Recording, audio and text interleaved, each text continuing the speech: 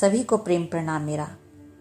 आज इस वीडियो में मैं बताने जा रही हूँ आपको एक ऐसे अभ्यास के विषय में जिसके माध्यम से शरीर में प्राण ऊर्जा तो बढ़ेगी ही, साथ ही साथ शरीर में उपस्थित सभी नाड़ियों की सफाई भी आप कर सकते हैं।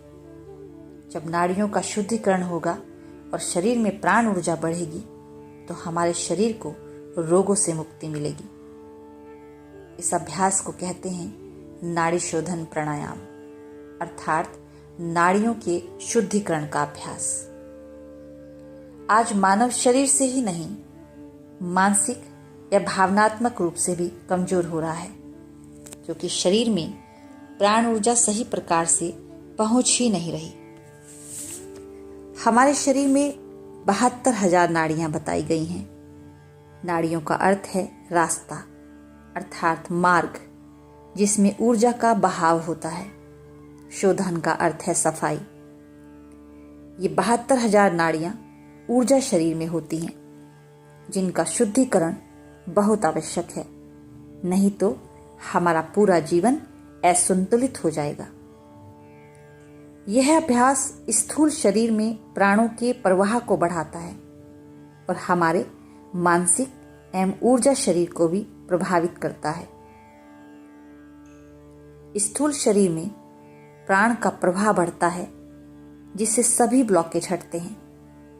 यह ब्लॉकेज ही प्राणों को नाड़ियों में जाने से रोकते हैं, जिससे लोग बीमार हो रहे हैं, भावनात्मक बीमारियों से जूझ रहे हैं, मन भी स्थिर नहीं हो पा रहा है, क्योंकि शरीर में प्राणों का प्रवाह सही प्रकार से नहीं हो पा रहा है। जो व्यक्ति नाड़ी शोधन का लगातार अभ्यास करता है और अपने भोजन पर भी, अर्थात अपने आहार पर भी ध्यान दे रहा है और उसकी निद्रा भी संतुलित है, उसका जीवन संतुलित होने लगता है। अर्थात यदि वो जीवन में इन 3 चीजों का ध्यान दें, नियमित आहार, नियमित निद्रा और नाड़ी शोधन का अभ्यास, तो उसके शरीर में प्राणों का प्रवाह बढ़ने लगेगा और वो हर प्रकार की बीमारियों से मुक्त होने लगेगा। नाड़ी शोधन के अभ्यास से आप अपने जीवन को मजबूत और संतुलित करने के साथ साथ आध्यात्मिक विकास के लिए भी तैयार कर सकते हैं। क्या आपको ज्ञात है कि दिमाग को शरीर से 10% अधिक ऑक्सीजन की आवश्यकता होती है। जो व्यक्ति अधिक सोचते हैं उनके दिमाग में ऑक्सीजन की कमी हो जाती है, उनका संतुलन बिगड़ने लगता है, वह अधिक चिड़चिड़े, अधिक गुस्से वाले, अधिक इमोशनल होने लगते हैं। किंतु नाड़ी शोधन के सरल से अभ्यास से आप बिल्कुल ठीक हो सकते हैं। यह अभ्यास दिमाग की सभी प्रकार की क्रियाओं पर काम करता है, जैसे स्मरण शक्ति, संवेदना शक्ति, गति, संतुलन, तालमेल की शक्ति, जैसे लीवर, पैनक्रियाज, किडनी फंक्शन, बोलने व सुनने की शक्ति, और तनाव, अवसाद जैसी मानसिक चुनौतियों में सहज रहने की शक्ति। अब मैं आपको बताऊंगी कि इसकी तैयारी कैसे करें। सबसे पहले बात करते हैं आसन की तैयारी की। आप किसी भी आसन में बैठ जाइए, सुखासन, पद्मासन या सिद्धासन। आपकी रीढ़ बिल्कुल सीधी होनी चाहिए। यदि आप पद्मासन में बैठते हैं तो रीढ़ स्वतः ही सीधी हो जाएगी, परंतु यदि आपकी रीढ़ सीधी नहीं होती तो आप नितंबों के नीचे एक तकिया रख लें, तो आपका मेरुदंड बिल्कुल सीधा हो जाएगा।